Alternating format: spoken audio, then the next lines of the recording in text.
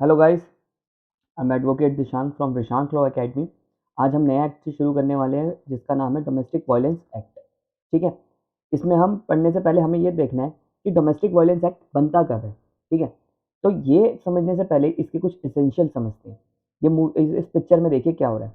इसमें aggrieve person यानी कि जो एग्रीव पर्सन है जिस पे जुल्म हो रहे हैं वो एक आपका वुमेन होनी चाहिए। अभी हम डेफिनेशन पे भी जाएंगे। ठीक है, तो डेफिनेशन पे ये जो लिखे हुए हैं AFQS, ये आपका डेफिनेशन क्लॉज के नंबर लिखे हुए हैं। ठीक है, ये ABCD से मत कंफ्यूज होएगा। तो यानी कि जिसके ऊपर डोमेस्टिक हो रहा है, ठीक है, वायलेंस हो रहा है, तो वो एक एग्रीव पार्टी क्या होनी चाहिए, एग्रीव पे जिस पे जुल्म हो रहे हैं वो क्या, वुमेन होनी चाहिए। ठीक है, डोमेस्टिक रिलेशनशिप होना चाहिए।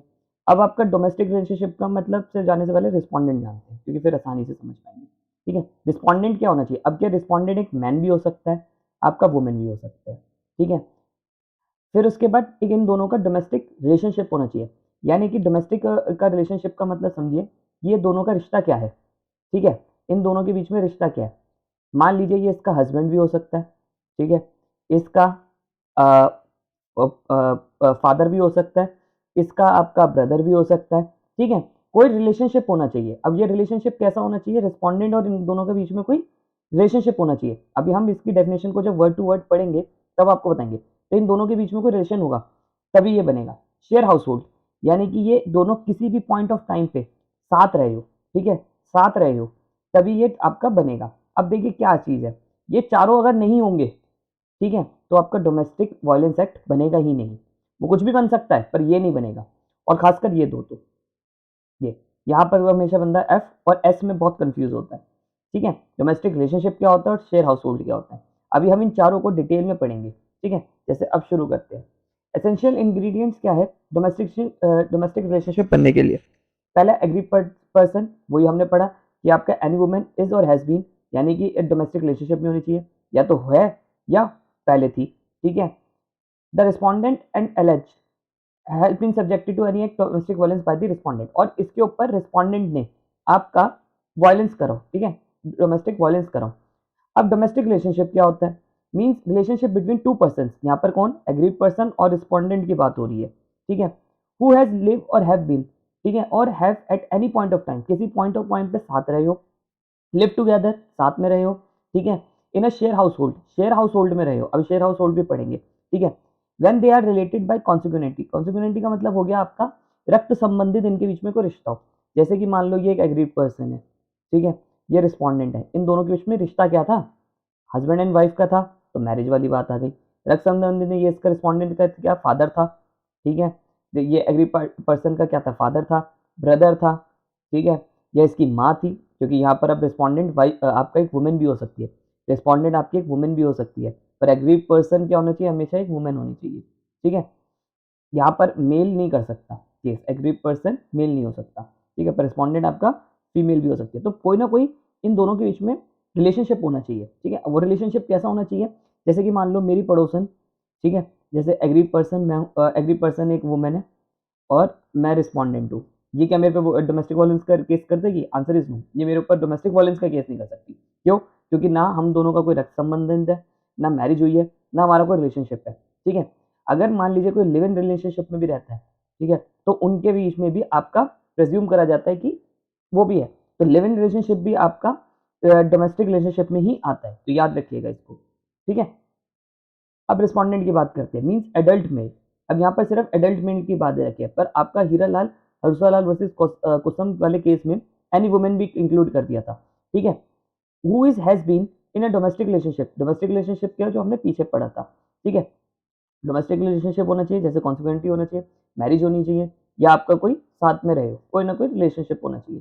ठीक है, आपका होना, शेयर हाउस होल्ड क्या है, shared household means when a person aggrieved lives, यानी कि एग्री पर्सन और रिस्पॉन्डेंट, ठीक है, लिव हो, और at any stage has lived in domestic relationship, यानी कि दोनों के बीच में पहली बात तो कोई संबंध होना चाहिए। ठीक है, इधर singly or along with the respondent and include such a household whether owned or tenanted, या तो रिस्पॉन्डेंट का और इन दोनों का खुद का घर हो, या टेनेंटेड हो, किराए के घर हो। मान लो एक किराए का घर है जिसमें एग्री पर्सन और आपका, जैसे इसे एग्जांपल से ऐसे समझिए, जैसे ये एक किराए का घर है, किराए के घर में हस्बैंड एंड वाइफ की लड़ाई हो गई, एग्री पर्सन वुमेन है, रिस्पॉन्डेंट या हस्बैंड है। ठीक है, वाइफ और फीमेल है, अब ये क्या, जो जहाँ लड़ाई हुई है ये क्या है, किराए का घर है, तो यानी कि ये किराए का घर भी आपका शेयर हाउस होल्ड में आता है, ठीक है। Tenanted and jointly agreed and the respondent owned by tenanted either by respect and agreed respondent jointly singly right and title. जैसे मान लो इसको ऐसे समझिए, ये एक घर है, ठीक है। इस घर पे आपका ये हस्बैंड का घर नहीं है, ये हस्बैंड का घर नहीं है, ये हस्बैंड की मम्मी का घर है, ठीक है, हस्बैंड की मदर का घर है। तो क्या ये भी आपका शेयर होल्ड हाउस होल्ड में आएगा? Answer is yes. क्यों? क्योंकि इसका इसमें राइट बनता है, ठीक है। Right, title, interest, equity include any household which may belong to the joint family, joint family का हो तो भी चलेगा, ठीक है। विच रिस्पॉन्डेंट इज मेंबर, जहां पर रिस्पॉन्डेंट मेंबर हो, क्योंकि ये इस घर का मेंबर है। इरिस्पेक्टिव, ये आपका मायने नहीं रखता whether a respondent or aggrieved person have right and title, ये इसका राइट है या नहीं है, ये रहता था तो भी इसका माना जाएगा, ठीक है। ज्वाइंट फैमिली में भी आपका माना जाएगा। तो हमने ये समझा, जब ये चार चीजें होंगी आपका तभी ये केस बनेगा, ठीक है।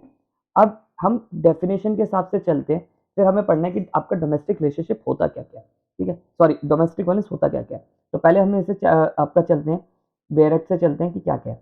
30 सितंबर 2005 आपका इनेक्टेड डेट है और इन्फोर्स डेट आपकी 26/10/2016 है, 2006 है। अब ये कहाँ लगता है, डोमेस्टिक वायलेंस एक्ट, जिसका आपका नाम क्या बोला जाता है, इसको बोला जाता है protection of women from domestic violence act. इसका पूरा नाम है PWDV, ठीक है, protection of women from domestic violence, ठीक है। It extends whole of India, यानी कि पूरी इंडिया में लगता है। It shall come into a force, जब सेंट्रल गवर्नमेंट कहीं नोटिफाइड कर देगी वहां पर ये लागू हो जाएगा। अब डेफिनेशन की बात करें, दोबारा वही आ जाएगी, एक बार और डिटेल से पढ़ते हैं क्योंकि ये चार डेफिनेशन बहुत इंपॉर्टेंट है। तो ए में बताया गया एग्री पर्सन की एनी वुमेन, वुमेन होनी चाहिए और डोमेस्टिक रिलेशनशिप में होनी चाहिए, ठीक है। द रिस्पॉन्डेंट ने इसके ऊपर जूम करे हो, ठीक है। अब ये डोमेस्टिक वायलेंस क्या है, ये आपका सेक्शन 3 में दे रखा है, जो हमें आज पढ़ना ही है, ठीक है। चाइल्ड, चाइल्ड का मतलब है कि जो आपका 18 से कम हो, ठीक है। इंक्लूड एनी अडॉप्टेड, चाहे आपका अडॉप्टेड चाइल्ड हो वो भी इसमें इंक्लूड होगा, ठीक है। मान लो मेरी वाइफ ने कोई बच्चा अडॉप्ट कर रखा है और मैंने कोई बच्चा अडॉप्ट कर रखा है, ठीक है, वो बच्चा एक चाइल्ड है। अच्छा एक बात बताइए, क्या एक पेरेंट है, ठीक है, ये मदर हो गई, ये आपके फादर हो गए, ठीक है। क्या बेटी जो है यहाँ पर ये जो है वो क्या केस कर सकती है इन दोनों पे? आंसर इज यस, ये दोनों पे केस कर सकती है। अगर इसके साथ ये डोमेस्टिक वायलेंस हुआ है, ठीक है, अगर इसके साथ डोमेस्टिक वायलेंस हुआ है तो ये केस कर सकती है। अभी हम पढ़ेंगे कैसे, ठीक है।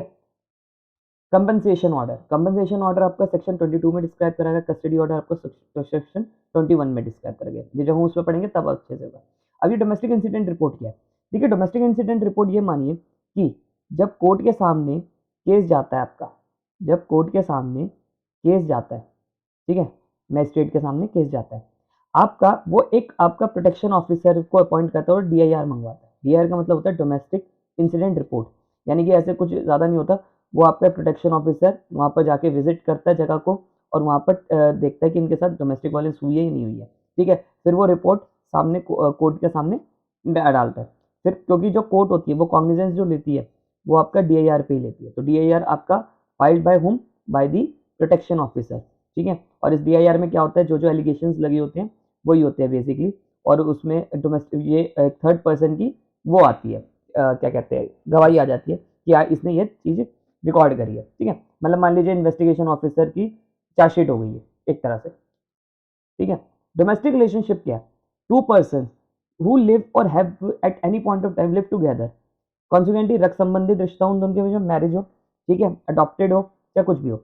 अब जैसे मान लीजिए ये एक लड़की है, ठीक है, ये अपने माँ बाप के ऊपर केस कर रही है, ठीक है। Respondent number 1, respondent number 2, respondent number 1 कौन है, इसकी मदर है, ठीक है, और रिस्पॉन्डेंट नंबर 2 कौन है, इसका फादर है।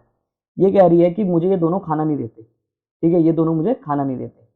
क्या ये इन दोनों पे केस कर सकती है? Answer is yes. चाहिए अडॉप्टेड है, चाहिए इनकी खुद की बच्ची है, ये दोनों पे केस कर सकती है, ठीक है। हालांकि इन दोनों पे ये केस कर देगी। अब बात आते हैं domestic violence case. Domestic violence वही है जो सेक्शन 3 में बताया गया है, उसे हम बहुत डिटेल में पढ़ेंगे।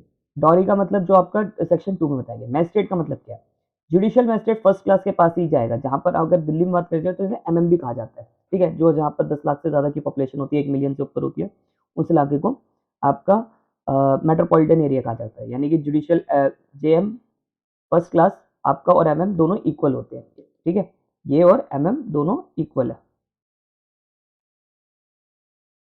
ठीक है। और अच्छा एक बात बताइए, क्या आपके हिसाब से protection of women from domestic violence act आपका क्रिमिनल केस है या सिविल है? आंसर इज ये सिविल इन नेचर है। क्यों? क्योंकि इसमें आपके ऑर्डर्स होते हैं, ठीक है। और भी चीजें, ये क्रिमिनल नेचर का नहीं है, हालांकि ये फाइल आपका जुडिशियल मैजिस्ट्रेट पे ही होता है, ठीक है, इसमें पेनल्टी के भी है, पर ये इसका नेचर क्या है? सिविल नेचर का केस है ये, ठीक है, सिविल नेचर का केस माना जाता है।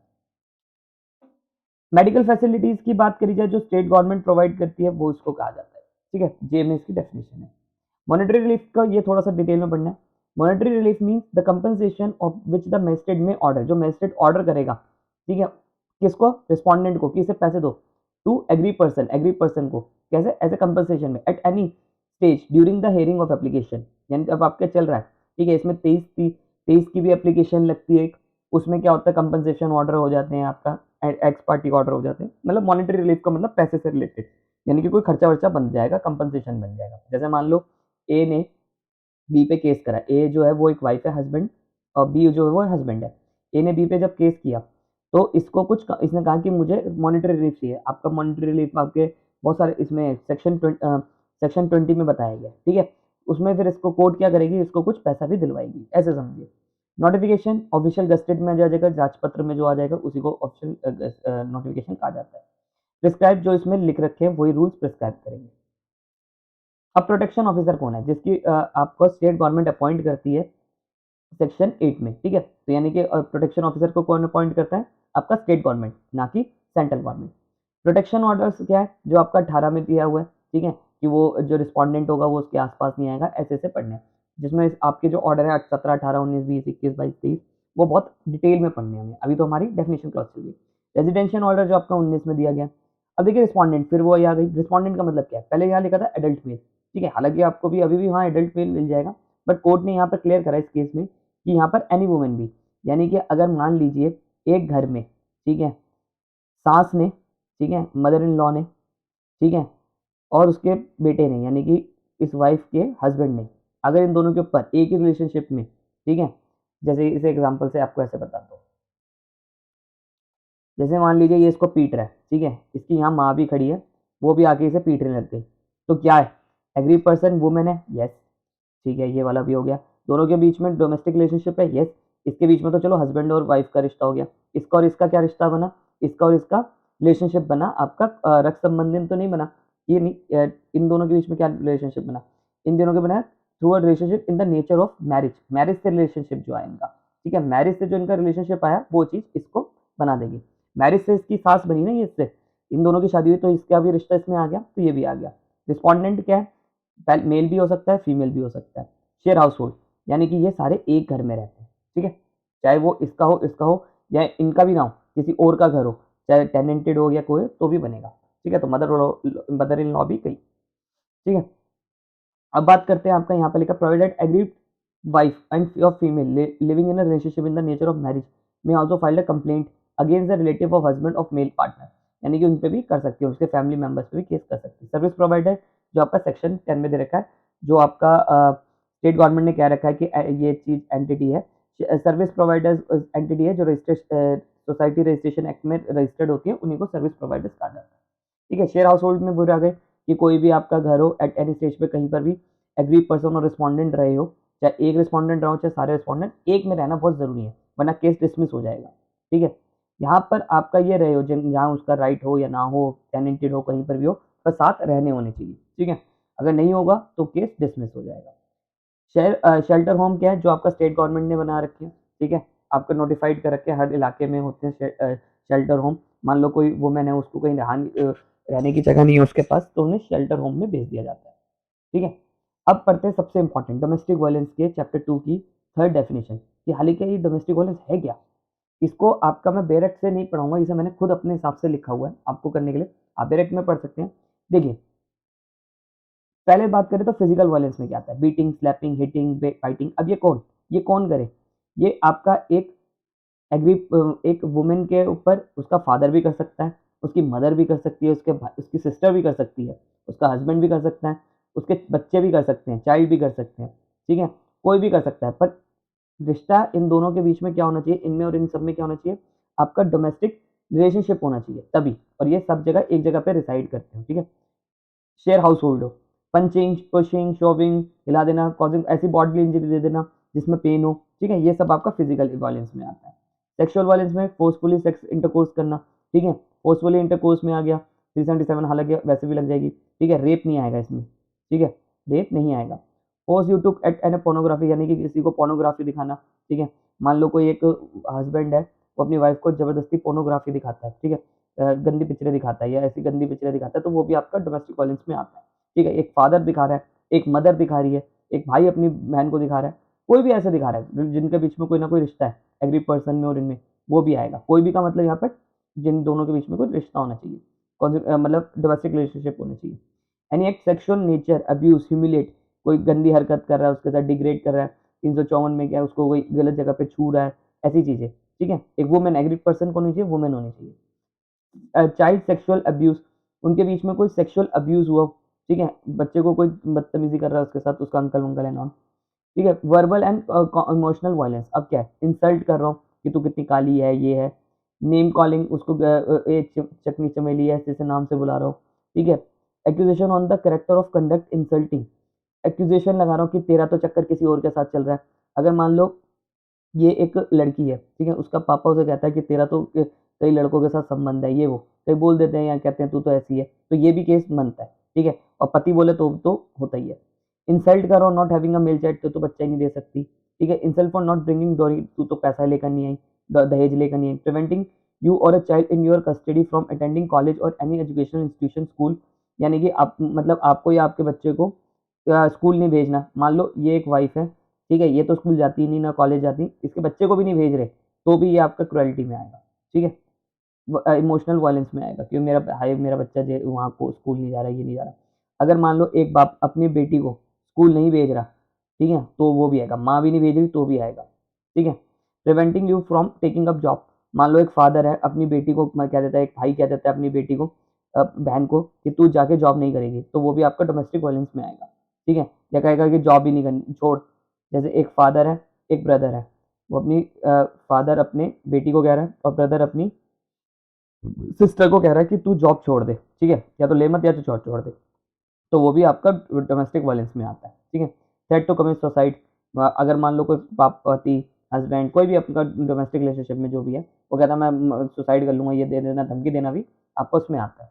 Preventing your child from in your custody leaving the house event, मतलब कि आपके जब बच्चे को आपकी कस्टडी से ले जाना। Preventing you from meeting any person in the normal course of time, जैसे मान लो कई बार हमने देखा है कि हस्बैंड जो है अपनी वाइफ को किसी फंक्शन वंक्शन पे आने नहीं देता, ठीक है, किसी से मिलने नहीं देता, ठीक है, ना उसके माँ बाप से ना किसी से, तो वो भी चीज़ आपका उसमें आती है। चाहे हस्बैंड करे, फादर करे, मदर करे, ब्रदर करे, सिस्टर करे, कोई भी ऐसे जिसमें जो डोमेस्टिक रिलेशनशिप में वो सारे करे, वो चीज़ मानी जाएगी, ठीक है। Forcing forcing you get married when you are do not want to marry, अगर एक बाप अपनी बेटी को कहता है मैरिज कर, मैरिज कर, भाई कह रहा है, बीवी कह रही है, ठीक है, माँ कह रही है, तो वो चीज़ भी आपका आता है कि आप ज़बरदस्ती किसी को फोर्स नहीं कर सकते, मैरिज करे, उनकी चॉइस का, वो जिससे चाहेगी उससे शादी करेगी, ठीक है। Forcing you to marry particular person, एक पर्टिकुलर पर्सन से शादी करना। Any other verbal or emotional abuse, गाली गलौज करना, जैसे एक एग्री पर्सन है, ठीक है, वुमेन है, उसके फादर उसको गाली देते हैं, ठीक है, उसका हस्बैंड उसे गाली देता है, भाई उसे गाली देता है, माँ उसे गाली देती है, सिस्टर उसे गाली दे रही है, तो जो भी उस बेचारी को गाली दे रहा है सब उसमें आएंगे। अब इसमें आता है इकोनॉमिकल वायलेंस भी आता है, ठीक है। नॉट प्रोवाइडिंग यू मनी, यानी कि एक हस्बैंड अपनी वाइफ को पैसा नहीं दे रहा, या एक बाप अपनी बेटी को पैसा नहीं दे रहा, ठीक है, ये चीज़ें भी आपका उसमें आती है, पैसा ना देना, मेंटेन ना करना, वो भी आता है। Not providing food, clothes, medicine नहीं दे रहा, अपने बच्चों को नहीं दे रहा, ठीक है, मान लो ये वाइफ है और इसका हस्बैंड इसको तो दे रहा है, इसके बच्चों को नहीं दे रहा, तो भी वो उसमें आएगा, ठीक है। और अगर इसका फादर है, ठीक है, फादर है और ये यहाँ पर फादर और डॉटर का रिश्ता है, बाप अपनी बेटी को पैसा नहीं दे रहा, खाना पीना नहीं दे रहा, वो चीज़ भी आती है, ठीक है, अगर आप इनसफिशिएंट हो तो ही, ठीक है। स्टॉपिंग यू फ्रॉम कैरिंग और योर एम्प्लॉयमेंट, यानी कि आपको एम्प्लॉयमेंट की नहीं दे रहे, कुछ नहीं दे रहे। Disturbing you in carrying your employment, आपको डिस्टर्ब कर रहे हैं आपके काम में। Not allowing you take up employment, मतलब आपको नया काम नहीं करने दे रहे। Taking away income from your salary, मान लो आपके ये एक वुमेन है, इसका फादर, इसका हस्बैंड, इसकी मदर, सिस्टर, भाई, ब्रदर, जो भी है इसके डोमेस्टिक रिलेशनशिप में आ रहे हैं, ठीक है, वो इससे अगर इसकी सैलरी ले रहे हैं, इसकी दिहाड़ी ले रहे हैं, मजदूरी ले रहे हैं, जो भी ले रहे हैं, वो भी आएंगे। Not allowing you to use your salary, अब इसकी सैलरी इसको यूज नहीं करने दे रहे, वो भी इसमें आएगा। Forcing you out of the house you live in, जहाँ पर आप रह रहे हैं उसमें उसे रहने नहीं दे रहे, आपको निकाल रहे हैं उस घर से, ठीक है। स्टॉपिंग फ्रॉम यू एक्सेसिंग और using any part of the house, आपको आपको तीन कमरे हैं, ठीक है, 3 कमरों में से एक कमरा यूज करने नहीं दे रहे विदाउट एनी रीजन, ठीक है, तो वो चीज़ भी आती है। Not allowing use clothes article things in general household, घर का सामान यूज करने नहीं दे रहा कोई भी, ठीक है, फादर मदर ब्रदर ये सब। Not paying rent if satisfying rent accommodation etcetera, rent नहीं दे रहे तो भी आ रहा है। अगर मान लो देखो ये सब चीज़ें तब है जब रिस्पॉन्डेंट के बस के नहीं है, ठीक है, अगर बस के नहीं है तो बेचारा कहाँ से देगा, बट अगर उसके बस में हो तब भी इग्नोर कर रहा है तो वो इनके ऊपर केस बनेगा। आई होप आपको मेरी वीडियो पसंद आई हो। अगर आपको मेरी वीडियो आई हो तो चैनल को सब्सक्राइब करिए।